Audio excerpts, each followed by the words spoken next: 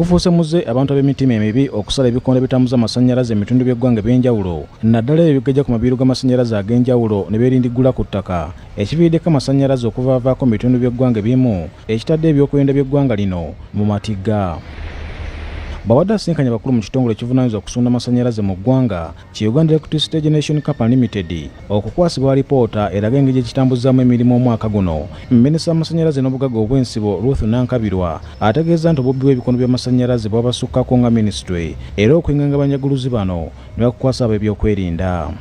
Maaso ku lutimbe ababbi abasala amasannyalaze abasala ebyuma ebyo nze mbawa magezi Katonda nga akyabadde akyabawadde obulamu nti bakyaliwo babiveeko kubanga bayinza endinga nga bafiiriddemu kubanga egenda kubeera operation kabisa. Gavumenti tejja kutunula butunuzi ng'abantu ababi batukwata ebigere mu lugendo lwaffe luno olw'okutumbula ebyenfuna bya Uganda. Okusinziira ku minisita omubeezi w'ebyensimbi Amos Rugoloobi, ekitongole kino kikoze bulungi nnyo omwaka guno era balina essuubi nti singa amabibira amalala gatongozebwa eggwanga lya kukulaakulanira ku misinde egyayiriiri. Omwaka guno yasobodde okukola ensimbi mu kutunda amasannyalaze gaayo obuwumbi 210.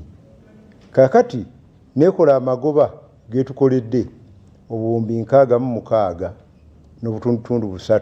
Minisita Nankabirwa ategeeza nti enteekateeka y'okugatta ebitongole by'amasannyalaze bakyagiriko nnyo era agumizza abakozi mu bitongole bino enti bakusigaza emirimu gyabwe.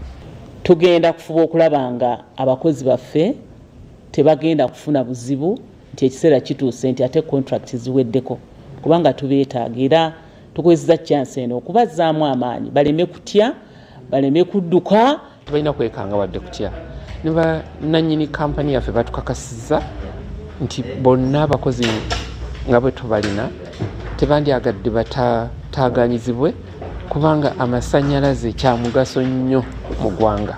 Ssentebe w'olukiiko oludukanya ekitongole ekivunaanyizibwa okusunda amasannyalaze mu ggwanga ki Uganda Electricity Generation Company Limited omukungu Engineer Proscovia Njuki agamba nti bakwongera okutendeka abakugu mu kuddukanya amabibiiro g'amasannyalaze naddala agagenda okutandika okusunda amasannyalaze okulaba nga eggwanga likendeeza ku nsimbi lye ziwa abakugu okuva mu mawanga amalala. Abakozi baffe balina obusobozi obubeetaagisa buli kaseera kugamba oba kampani eringa bweri kati oba yeegasse era nabo tubakakasa era tubakakasa bulijjo nti obusobozi bwabwe bwe balina tebalina kwekanga wadde kutya. Paul Siano Mukiibi, BBS Telefina, Ageesigika.